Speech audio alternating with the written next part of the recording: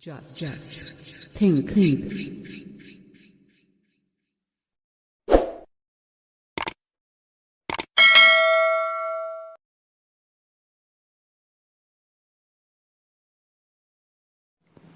Buddha and his Dhamma. Buddha और उनका धम्म। भाग प्रथम। जन्म से प्रवचन। 21। परिवार का विलाप। 1। शुद्ध धन के परिवार के लोग बड़ी उत्सुकता पूर्वक इस बात की प्रतीक्षा कर रहे थे कि संभव है छन्न सिद्धार्थ को समझा बुझाकर वापिस लाने में सफल हो जाए। 2। राजकीय अस्तबल में प्रवेश करते ही कंथक बड़े और से हिनहिनाया। इस प्रकार उसने महल के लोगों को अपना दुख व्यक्त कर दिया। 3।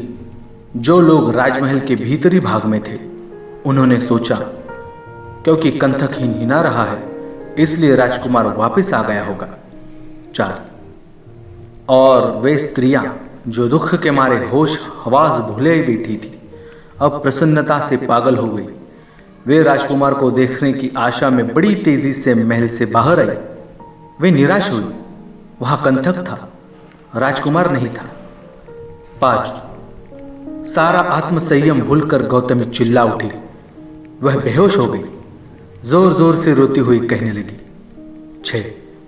जिसके वैसे लंबे लंबे बाहु हो, जिसकी सिंह समान चाल हो, जिसकी वृषभ जैसी आंखें हो, जो स्वर्ण समान सुंदर हो, जिसका वृक्ष स्थल खूब चौड़ा हो, जिसका स्वर मेघ गर्जन के समान गंभीर हो, क्या ऐसे वीर को किसी आश्रम में रहना चाहिए?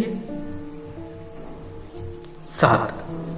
यह वसुंधरा ही रहने योग्य नहीं है क्योंकि वह अनुपम श्रेष्ठ कर्मी हमें छोड़कर चला गया है।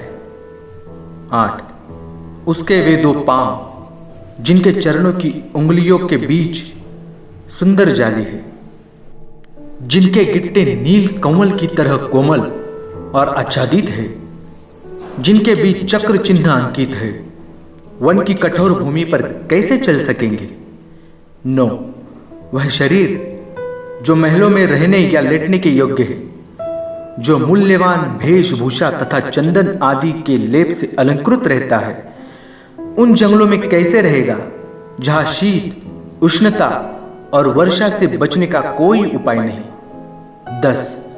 जिसे अपना कुल, शील, शौर्य, बल, विद्या, सौंदर्य और तारुण्य का अभिमान था, जिसे हमेशा देने का ही अभ्यास रहा, लेने का नहीं, वह दूसरों से भिक्षा कैसे मांग सकेगा?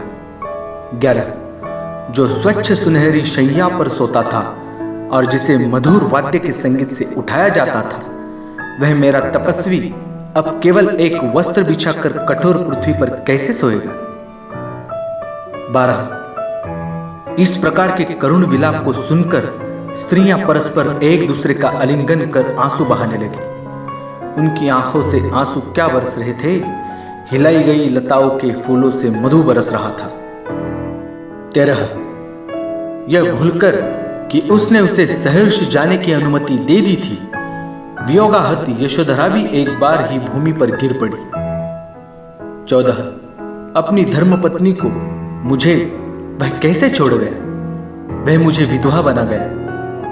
वह अपनी धर्मपत्नी को अपने नए जीवन का संगी साथी बना सकता था। 15। मुझे स्वर्ग की कामना नहीं है, मेरी एक ही इच्छा रही है कि मेरा पति मुझे इस लोक व परलोक में कभी न छोड़े। 16। यदि मैं उसके विशालाक्ष तेजस्वी मुख की ओर देखने की अधिकारिणी नहीं हूं तो क्या यह बेचारा राहुल भी अपने पिता की गोद में लेटने का अधिकारी नहीं है? 17। खेद है कि उस वीर के कोमल सौंदर्य के भीतर उसका हृदय अत्यंत कठोर है, अत्यंत निर्दय है। कौन ऐसा है जो शत्रु को भी मुग्ध कर लेने वाले, तोतली बोली बोलने वाले इस प्रकार के बच्चे तक को छोड़कर चला जाए? 18। निश्चय से मेरा हृदय भी अत्यंत दारुण है, शायद पत्थर का बना हुआ अथवा लोह निर्मित है, जो अपने स्वामी के वनगमन पर अनाथवत छोड़कर चले जाने पर भी विदीर्ण नहीं होता। लेकिन मैं करूं क्या, मेरा दुख असह्य है। 19 इस प्रकार अपने दुख में अपने होश हवास गवाए यशोधरा रोई और जोर जोर से रोई। यद्यपि वह स्वभाव से बड़ी धैर्यवान थी, लेकिन इस समय दुख में वह अपना धैर्य गवा बैठी थी। 20 इस प्रकार जमीन पर पड़ी यशोधरा को दुख के मारे अपने होश हवास गवाए देखकर और उसका करुण विलाप सुनकर सारी स्त्रियां भी चिल्लाने लगी। आंसुओं के मारे उनके चेहरे ऐसे हो गए जैसे वर्षा से प्रताड़ित कमल हो। 21 छन्न और कंथक दोनों के वापस लौटाने की बात सुनकर और अपने पुत्र के दृढ़ निश्चय की बात सुनकर शुद्धोधन के चित्त को बड़ी चोट पहुंची। 22 अपने पुत्र के वियोग से अत्यंत दुखी शुद्धोधन ने नौकर चाकरों से संभाले जाकर जरा देर के लिए घोड़े की ओर देखा। उस समय उसकी आंखें आंसुओं से भरी थी। इसके बाद वह जमीन पर गिर पड़ा और जोर जोर से चिल्लाने लगा। 23 तब शुद्धोधन अपने मंदिर में गया, प्रार्थना की और कई मांगलिक क्रियाएं की। उसने अपने पुत्र के सकुशल लौट आने के लिए कई मन्नतें मानी। 24 इस प्रकार शुद्धोधन, गौतमी और यशोधरा यही मनाते मनाते अपने दिन गिनने लगे कि हे देव, हम उसे जल्दी से जल्दी फिर कब देखेंगे। भाग प्रथम समाप्त। धन्यवाद। Thanks for watching video. Subscribe your own YouTube channel, Just Think, and press the bell icon for notifications.